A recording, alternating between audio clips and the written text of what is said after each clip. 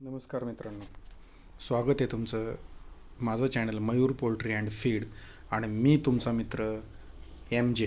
आज आपण पाहणार आहोत layer poultry farm under construction shed. या फार्ममध्ये आपण हे पाहणार आहोत की शेडचं स्ट्रक्चर कशा प्रकारे असतं. हे एक शेड असं कॅलिफोर्निया पॅटर्नमध्ये बनवलेलं आहे असं म्हणतात.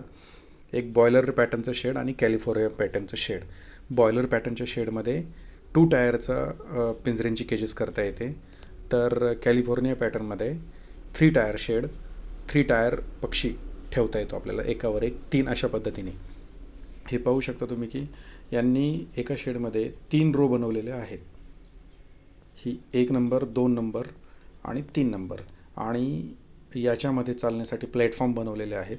ते अंदाजे 3-3.5 फुटापर्यंतचे त्यांनी बनवलेले आहेत.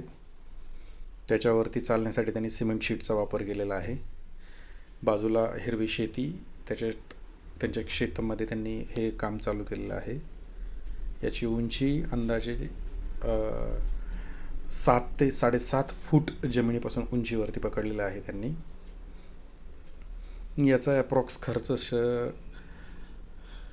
200 ते 220 पर बर्ड याप्रमाणे या कन्स्ट्रक्शनची कॉस्ट येते.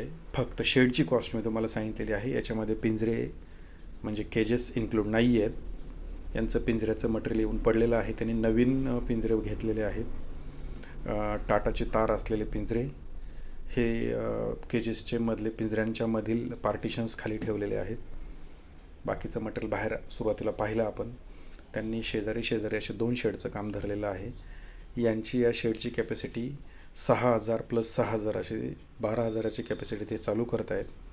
आम्ही ज्यावेळेस व्हिजिट केली त्यावेळेस काम अर्धवट होतं. काम पूर्ण झाल्यावर एकदा व्हिजिट करणार आहे मी. हे तुम्ही पाहू शकता. सिमेंट शीट 18 mm जाडीचे टाकल्यामुळे चालण्यासाठी मजबूती येते.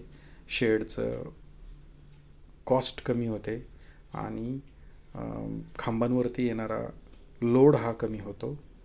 त्याचा फायदा होतो. याच्याऐवजी वॉटरप्रूफ प्लायवूडही वापरलं जातं. त्याचं वेट अजून कमी येतं, पण प्लायवूड हे कालांतराने बदलावं लागतं. तसं सिमेंट शीट क्रॅक जाण्याव्यतिरिक्त याला कुठल्याही प्रकारचं नुकसान होत नाही. ज्या पद्धतीमध्ये तुम्ही त्याला सपोर्ट दिलेत त्याप्रमाणे ते तुमचं लाईफ एक्सटेंड करतं त्याचं. हे शेड तुम्ही पाहू शकता. साईडचे खांब त्यांनी स्क्वेअर ट्यूब 6 इंची स्क्वेअर ट्यूब वापरलेली आहे आणि सपोर्टसाठी त्यांनी C चॅनल आणि स्क्वेअर ट्यूब अशा पद्धतीने बनवलेलं आहे. शेडची मजबूती खूप आहे. हे पहा. कन्स्ट्रक्शन जे बनवताना त्यांनी मटेरियल स्वतः चॉईस केलेलं आहे. ज्याप्रमाणे मटेरियल तुम्ही चॉईस कराल त्याप्रमाणे त्याची कॉस्ट वाढते.